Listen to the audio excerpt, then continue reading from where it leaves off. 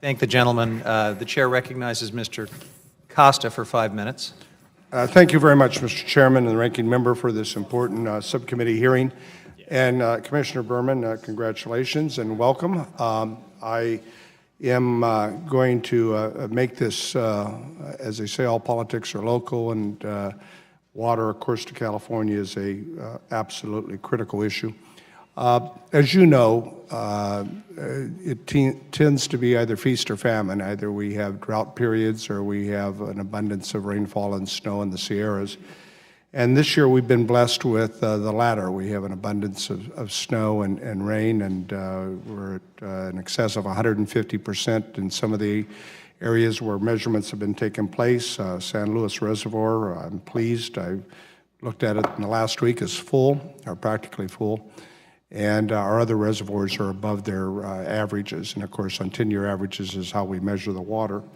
Congressman Cox and I sent you a letter. Well, actually, we sent it to the regional director, Ernest Conant, and I hope you're familiar with the letter. When Senator Feinstein and I worked several years ago on the WIN Act, we had hoped that there was some flexibility, especially when we had an abundance of rain, as we've had this year, to try to maximize allocation for the respective districts. Now, we're at 100% on the Sacramento River Valley. We're 100% with the exchange contractors. With the Friant water users, we're 100%. But in the revised estimates in mid-March, we're at 55% on the San Luis unit. And for the life of me, when we have an abundance of CFS going through the Delta, it begs the question why we're at 55% when everywhere else we're at 100%. I'm wondering if you can respond to that. The timing is really critical on this stuff. For our permanent crops, obviously, it's good news, but we make decisions with bankers in February and March based upon a water allocation for annual crops. I'm talking about the fresh fruits and the fresh vegetables, the asparagus, the tomatoes, all these annual crops. And we do that based upon, bankers loan money based upon allocation of water.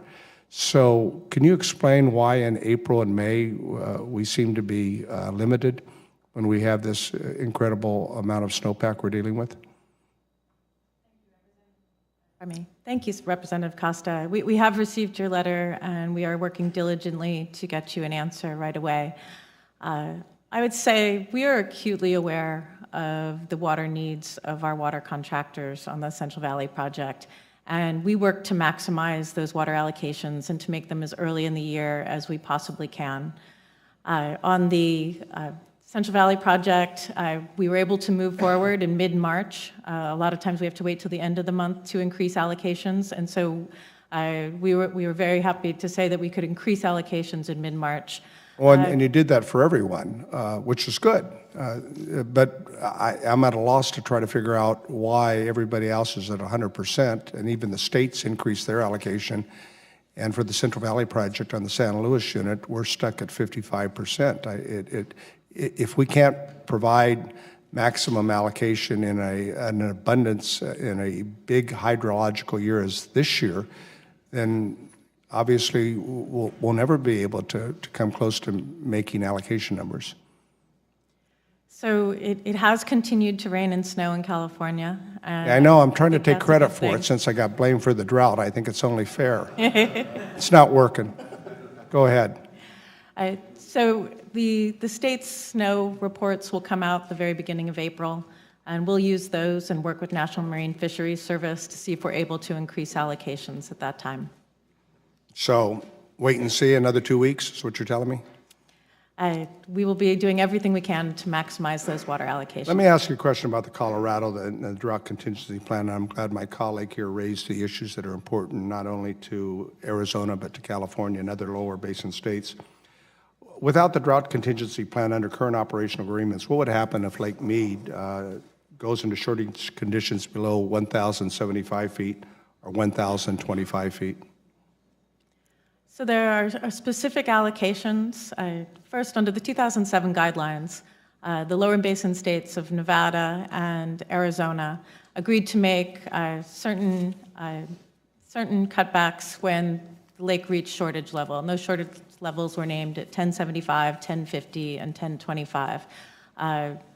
Through work with Mexico, Mexico also has agreed to make certain cutbacks at those levels. What the drought contingency plan does is it incentivizes and creates reason to create even more conservation.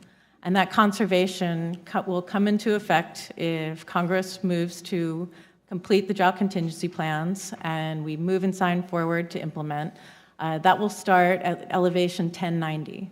So for example, when I checked yesterday, that's exactly where the lake level is today. So moving forward, the parties will basically be saving more and more water. And by passing the drought contingency plans, what Congress would be doing and what the parties would be doing moving forward is not only incentivizing further conservation, but allowing the certainty of the parties to move forward to make those investments. All right, thank you. My time's expired. Thank you, Mr. Chairman, and we'll continue to try to work together to solve some problems. Thank you.